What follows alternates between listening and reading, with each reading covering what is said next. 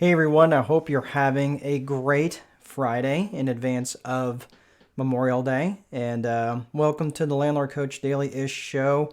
Going to go a little bit different this time because this really isn't a show that's going to be promoting me or plugging me or anything or my nonsense that I usually kind of spread forth. But it's not all nonsense, it's business stuff. But this time we're not going to be talking about business stuff. We're going to be talking about thoughts for Memorial Day, and we head into Memorial Day weekend. This is something that's I've never really had a platform like this to talk about Memorial Day or really anything that's patriotic holidays or things like that. So I figured that this would be an appropriate time to do that. I'm not going to, short of the moniker behind me, there's not going to be any promotion of Landlord Coach today, but um, anybody who knows me knows or has known me more than 30 seconds knows that I'm a Marine.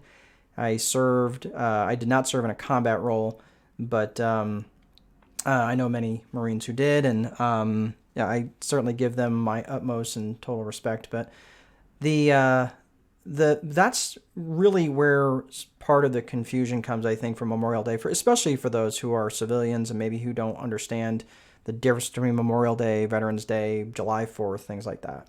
So really, that's what I wanted to kind of talk about today. And I don't have any sort of script, so if this comes out a little bit weird or discombobulated, I don't really have any particular thoughts. But I did I've done a little bit of research, so we'll talk about that today. And so it was really interesting. Then I was thinking about how Memorial Day itself even got started, and I guess it was actually known originally as Decoration Day, where the um, Union sol well, it was actually Union soldiers and Confederate soldiers, I guess, who were buried in Arlington, that the graves were decorated, and this is back in on May 30th of 1868. That's originally Decoration Day. It was to decorate the graves of those who had fallen in battle, and to remember those soldiers.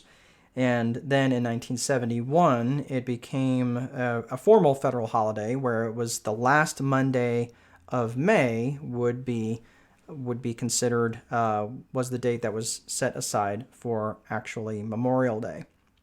So that's really that's the lineage of what's gone through in terms of Memorial Day. And somehow it's gotten confused and I know, like, I'm just going to say this. I know that there's people who they want to reach out and thank a veteran for their service and those things, or say, happy Memorial Day, because they don't really know what else to say. It isn't really meant to be a happy day, right? It's not like people say, well, happy Martin Luther King Day. It doesn't really, like, it's not really, that's not really what it's meant for, right? It's not meant to be it's meant to be an observance, right? Just like happy President's Day, happy Arbor Day. It doesn't really, it's not the same thing, right? There's just different meanings behind it. It's meant to be more of an observant holiday and a reverent holiday. Just like we would revere, Dr. Martin Luther King or the presidents, George Washington, Abraham Lincoln, and things like that. So it's meant to be more of a reverent holiday for those who fell in battle, and that's my understanding of it. So I'm sure I may get some historian on here that's going to argue with me. I'm just giving thoughts here. I'm not meant to give a historical, certainly not anything particularly accurate, but although I do know the dates are accurate on what I just said. So it makes me think, though, when people say, well, happy Memorial Day and things like that. If someone said that to me or thanked me for my service on this particular holiday weekend, am I going to be offended? No. I mean, first and foremost, it's kind of like when I say Merry Christmas to somebody that may or may not may or may not be a Christian, may or may not observe the holiday. Who knows? But generally, and for years I didn't say that because I was afraid of offending someone. But again, once I realized that being offended is a choice, I said something nice to you, and I would hope, like, if you don't want to reciprocate and receive that gift. I remember reading something. I think it was something more of it was like a Chinese proverb or something. But if I send someone a gift and they don't receive the gift, well, who does the gift belong to? Well, it belongs back to you, right?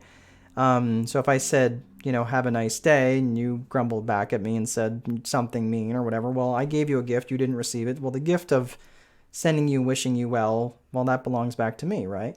And that actually was really funny. I actually reached out to somebody on Facebook just to say, hey, I'm thinking of you, hope you're having a nice day. And they grumbled back something like, whatever you're selling, I don't want any. I was like, I wasn't really selling anything. I just really truly was saying, have a nice day, and, they were, so, well, that's fine. I'm happy with where I'm at. Clearly you're happy. Yeah, I could tell.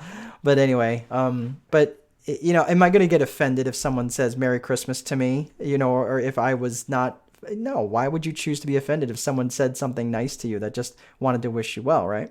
Same thing with Happy Memorial Day. I don't think people necessarily are, I'm grateful that they remember, but I don't necessarily know that Happy Memorial Day is something that I would want to say to a grieving spouse, a grieving widow, that is, is this day means something different to them. So what then is appropriate? And that's a really good question. And I don't know that I've got an answer for that. And I was even thinking about this, what do you say? Like, I'm thinking of you this Memorial Day, especially for someone you don't know. And is Happy Mattress Day sale, that's ridiculous, right? But that's unfortunately what many people, they don't really, for lack of better things to say, they don't know what to say. Just like, when you're grieving, or when you're greeting, like when you're leaving a funeral, right? And you may be going by the family at the receiving line and you're saying, I'm really sorry, right? That's, of course, to make you feel better. And what do you say after that?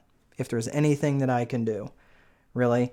And in that moment of their haze, they're like, oh, yeah, thank you so much. Like, they're just exhausted. They're burying a loved one. I mean, never in the history of ever has someone said, oh, thank God did you ask? Because, yeah, could you go pick up my laundry and go buy some lunch and, maybe do the dishes while of course they're not going to say that. That's not what they're thinking at that moment in time. So it's just interesting that, that Happy Memorial Day, even though you don't necessarily wish someone a happy Memorial Day, it's almost like, hey, thinking of you this Memorial Day, or have a reverent Memorial Day, things like that. Of course, we don't use language like that. But it just makes us think in terms of what we should actually be saying. And again, to thank a veteran for their service, that's not really what the holiday is meant for. I mean, there's plenty of other days for that. Saying, like, of course not. This video is just really meant, my time here, and whether people watch it or whether they don't, whether some people get offended or whether they don't, it's not my intent. It just, I guess, really more to bring awareness in terms of some, for some people, and it sucks, but unfortunately this is the price of freedom, that there are empty chairs at barbecues for people that won't come back, that won't get to enjoy the beer and the hot dog and the backyard